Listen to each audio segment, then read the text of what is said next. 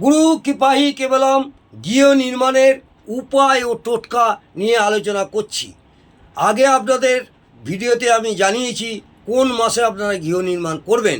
আজ আমি আপনাদের জানাবো কোন নক্ষত্রে আপনারা গৃহ নির্মাণ করবেন।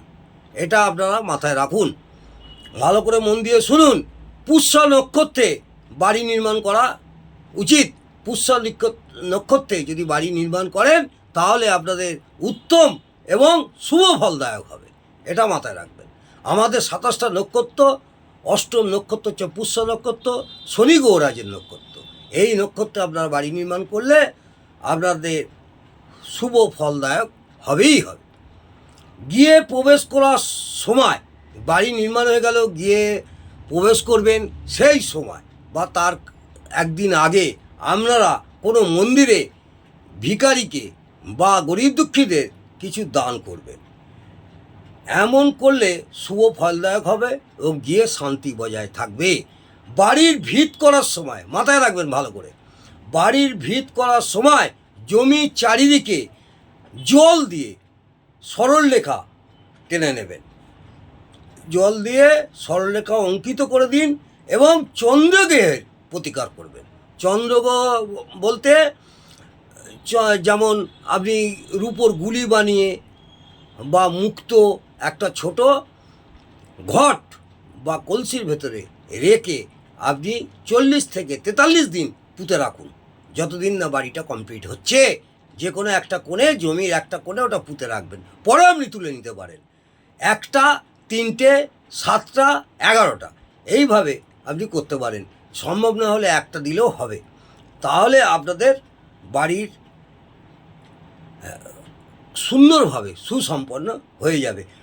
জন্মছকে যদি কোনো জাতক জাতিকার তৃতীয়ভাবে শনি গ্রহরাজ থাকে তাহলে কেতুর উপকার করবেন। কেতু গ্রহের প্রতিকার করে তবেই আপনি বাড়ি নির্মাণ করবেন। তা না হলে আপনাদের দারিদ্র্য যোগ সৃষ্টি হবে এবং গরিব হয়ে যাবেন এবং নানা রকম ক্ষতিগ্রস্ত হতে পারে। কেতু গ্রহের প্রতিকার করবেন যদি আপনাদের তৃতীয়ভাবে শনি গৌরাজ থাকে। যদি চতুর্থভাবে শনি গৌরাজ থাকে কি করবেন? নিজের বাড়ি বানানো উচিত হবে না। তখন আপনার ওয়াইফ অর্থাৎ স্ত্রীর জন্মছক ভালো অভিজ্ঞ জ্যোতিষ দ্বারা বিচার করে তার শনি গৌরাজ কোথায় আছে দেখে তারপর ওনার নামে আপনি বাড়ি করতে পারেন বা সন্তানের নামেও বাড়ি করতে পারেন। তা না হলে আপনাদের এই চতুর্থভাবে শনি থাকার জন্যে জাতকদের উদ্দেশ্যে বলছি, তাদের মা, দিদা, শাশুড়ি, ঠাকুমা এদের শারীরিক অসুস্থতার কারণ হয়ে উঠবে। পঞ্চমভাবে যদি আপনাদের শনি গৌরাজ থাকে, যেসব জাতক জাতিকাদের পঞ্চমভাবে শনি গৌরাজ থাকে তাদের বাড়ি বানানো উচিত নয়। বাড়ি বানাতে গেলে বিচার বিশ্লেষণ করে তবে বাড়ি বানাবেন, নালে তাদের সন্তানের ক্ষতি হয়ে যাবে, সন্তান অসুস্থ হয়ে পড়বে, এমনকি সন্তানের মৃত্যু পর্যন্ত হতে পারে। এইটা মাথায় রাখবেন। পঞ্চমভাবে শনি গ্রহরাজ থাকলে যেসব জাতকের পঞ্চমভাবে শনি গ্রহরাজ আছে তারা বাড়ি বানাবেন না। তাদের স্ত্রীর ছক দেখবেন বা তাদের পুত্র ছক দেখে তাদের নামে আপনি বাড়ি করতে পারেন। এছাড়া আপনারা আরেকটা করতে পারেন, 48 বছর পর 48 বছর পর গৃহ নির্মাণ করতে পারেন। যাদের যেসব জাতকের পঞ্চমভাবে শনি গৌরাজ রয়েছেন তারা 48 বছর পর আপনারা গৃহ নির্মাণ করতে পারেন। জন্মছকে শনি যদি ষষ্ঠভাবে থাকে তাহলে গৃহ নির্মাণ 39 বছর পর করবেন। তা না হলে বাড়ির মেয়ে বোনেদের ক্ষতি হতে পারে, এটা মাথায় রাখবেন।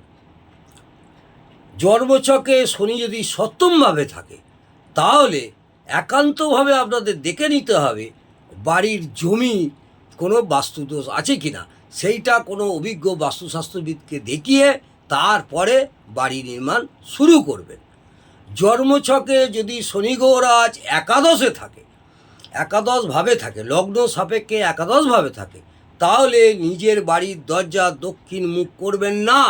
যদি বাড়ির দরজা দক্ষিণ মুখে রাখেন তাহলে বাড়িতে রোগ ব্যাধি বহু কষ্ট ভোগ করতে হবে। দক্ষিণ মুখ ছাড়া আপনি যে কোনো দিকে বাড়ির সদর দরজার মুখটা সেই দিকে রাখবেন। জন্মছকে যদি দ্বাদশভাবে শনি গৌরাজ থাকে, কোনো জাতকে দ্বাদশভাবে থাকে, তাহলে বাড়ি নির্মাণ শুরু করলে শেষ করা পর্যন্ত বাড়িটা চালিয়ে যাবেন। যদি একবার কোনো কারণে বাড়ি করতে করতে স্থগিত বা বন্ধ হয়ে যায় তাহলে আপনার বাড়িতে বাধা সৃষ্টি করবে। চেষ্টা করবেন বাড়িটা সুসম্পন্ন একভাবে যেন করা হয়, সেইভাবে প্রস্তুত নিয়ে আপনাকে নামতে হবে। বাড়িতে এবং দ্বাদশভাবে যদি শনি গৌরাজ থাকেন তাহলে বাড়িটি লম্বা আকারের করবেন না, চেষ্টা করবেন বাড়িটি চতুর্ভুজ আকারের, যতটা সম্ভব চতুর্ভুজ যেন হয়। এইভাবে যদি আপনারা বাড়ি করতে পারেন তাহলে আশা করব আপনাদের দাম্পত্য সুখ শান্তি গিয়ে ভরে উঠবে, নচেত আপনাদের অনেক রকমই অসুবিধা সৃষ্টি হবে। আর বাড়ির সদর দরজা দক্ষিণ দিকে হলে জানবেন স্ত্রীকে কষ্ট পেতে হবে, বাড়ির স্ত্রীর শারীরিক কষ্ট পেতে হবে, এটাও মাথায় রাখবেন।